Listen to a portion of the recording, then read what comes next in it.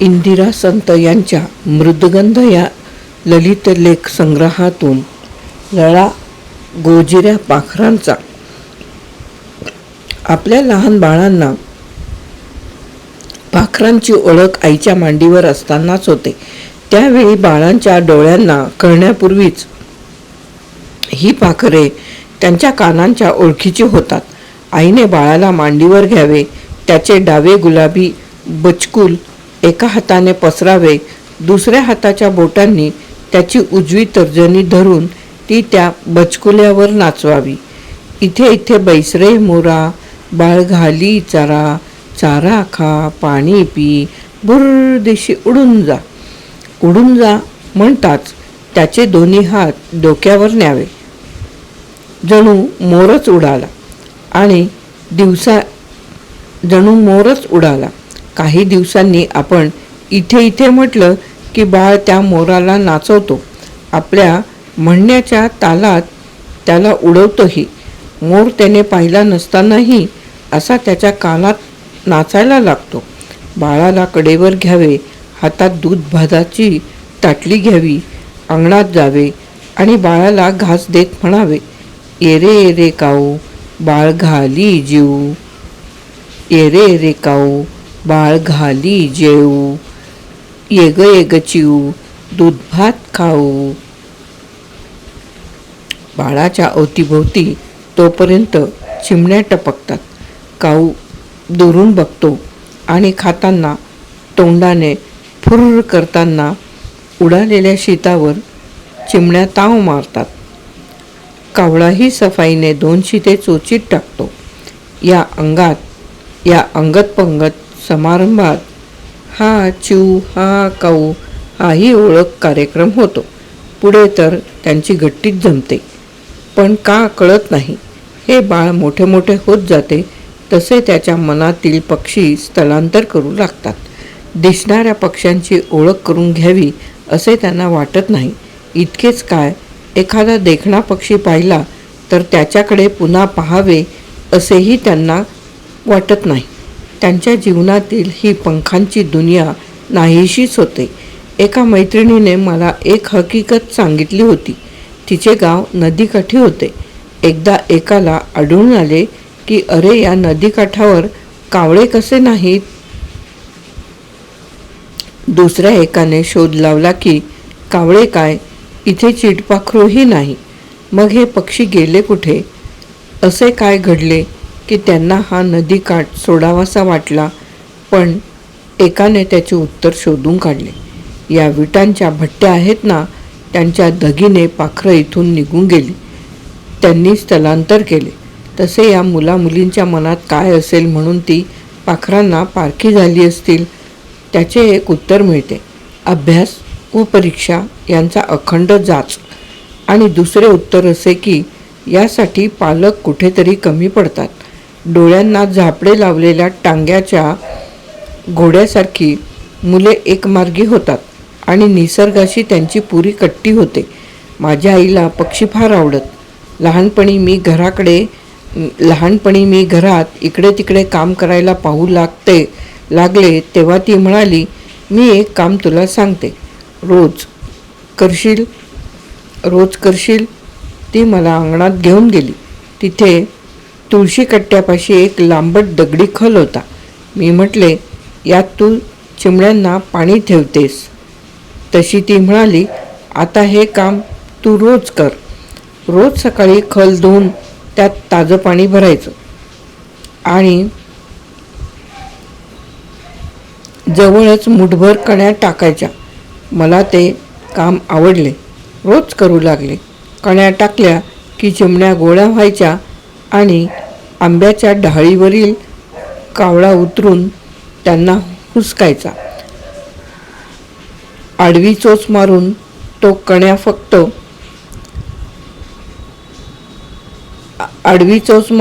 कण्या फस्त करू पाहायचा.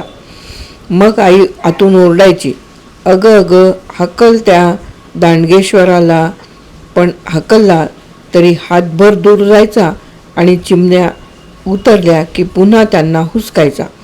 हा एक खो खोचा खेळच. मग मी शेणाने जमीन छान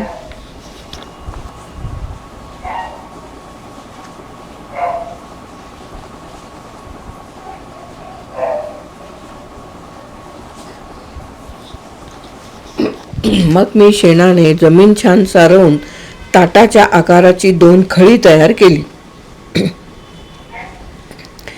एक चिवताईला आणि दुसरे खास या दांडगेश्वरासाठी. असा मला पाखरांचा नाद लागला. त्यावेळी तवंदीच्या घोलात खूप मोर असायचे. एवढा डोंगर उतरून आम्ही बहिणी आणि मुले त्या गर्द झाडीत मोर दिसतील म्हणून खूप हिंडत असू, पण कधी मोराचे पीसही सापडले नाही. त्यांचा माओ असा स्वर मात्र दुरून उंचावरून ऐकू यायचा आणि सावल्या पडू लागल्या म्हणून आम्ही परतायचे. परसातील केळीच्या बेटात भारद्वाज दिसला की मी तो दाखवायला घर गोळा करत असे. त्याचे लाल डोळे, लालट रंग आणि त्याचा गंभीर आवाज सगळे मन भरून बघायचे. डाळिंबीच्या झाडावर पोपट इतके सुंदर मॅचिंग दुसरे नाही. डाळिंबात चोच टाकण्यापूर्वी तो फांदीवरून इतका लाडीक पवित्रा घेत फळाशी येतो की ते बघतच राहावे. हिवाळ्यात भल्या सकाळी नोकरीसाठी घुमटमाळावरून जाताना डोक्यातून रस्त्यावरील विजेच्या तारांच्या तोरणमाळा झालेल्या दिसायच्या. काळपट तपकिरी रंगाच्या बारीक चिमण्या खोखोच्या रांगेप्रमाणे बसलेल्या असायच्या. शेपूटसारखी हलत असायची.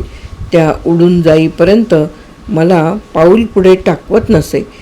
कागदाचे बारीक कपटे उधळावे तशा त्या तार चिमण्या आभाळात फिरायच्या. आमच्या निरंजनने एकदा निरनिराळ्या जातीची कबुतरे पाळली. त्यांचे दाणापाणी, सफाई सगळे तो स्वतः करायचा. संध्याकाळी तो तालमीत खेळायला वगैरे गेला की त्यांना खुराड्यात कोंडण्याचे काम माझे. मी ते काम मुद्दाम मागून घेतलेले. कोंडून घ्यायला नाराज कबुतरे अंगाखांद्यावरून चपळाईने उडायची. गंमत वाटायची.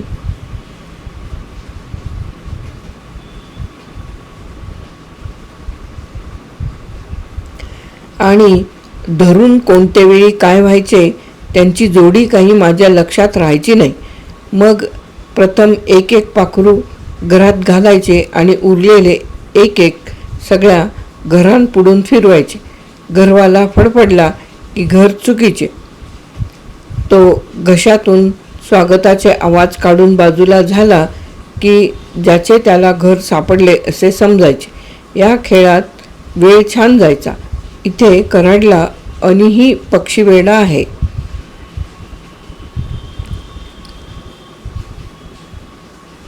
अलीकडे तो तर गळ्यात दुर्बीण आणि हातात सलीमलींचे इंडियन बर्ड्स घेऊन सज्जच असतो.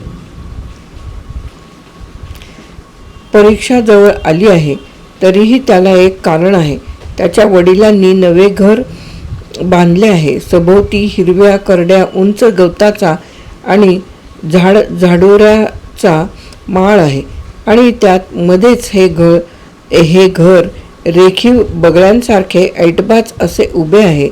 कुंपणाला फांजे रोवून ते बंदिस्त केले आहे.